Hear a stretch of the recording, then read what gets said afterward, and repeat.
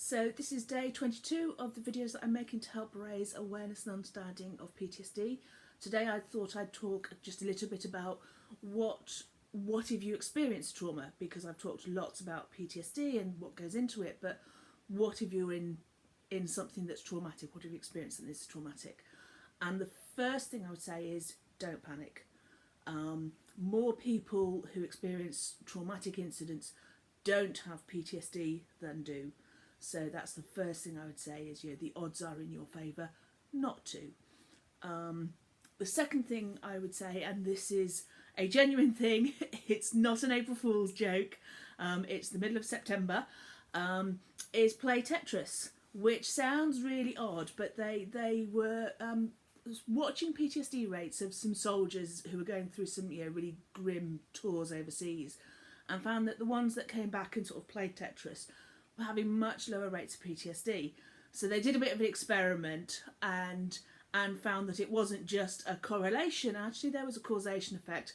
The more that people played Tetris, the more that actually the less they got PTSD. And I would imagine that while their brain is busy keeping, doing all the putting blocks in the right place, 90% of their thinking brain is doing that, and the last 10% is busy processing the memories in the background without getting too overwhelmed. And there's a bit of a window of opportunity in the hours, day after an incident to get playing Tetris. So if you're stuck in A&E, waiting to be seen, get your phone, download Tetris, start playing that. The next thing I would say is connect to people.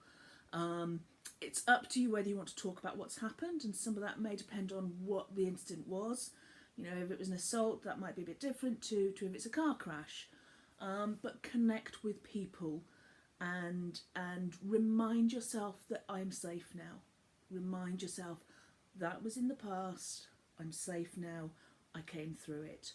And if it was an incident where there were several of you involved, you might want to just talk through what happened, because that just helps your brain start to process it and put it in the past category.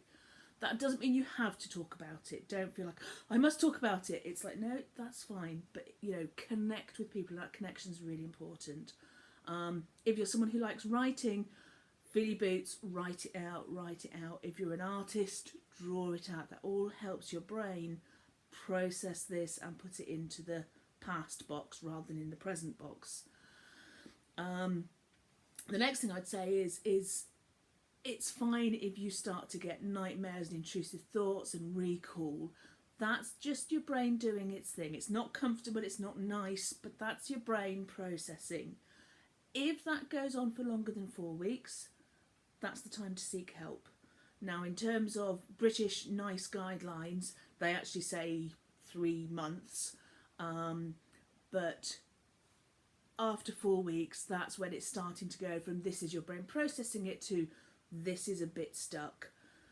So it may be worth just a call to your GP to talk it through with them.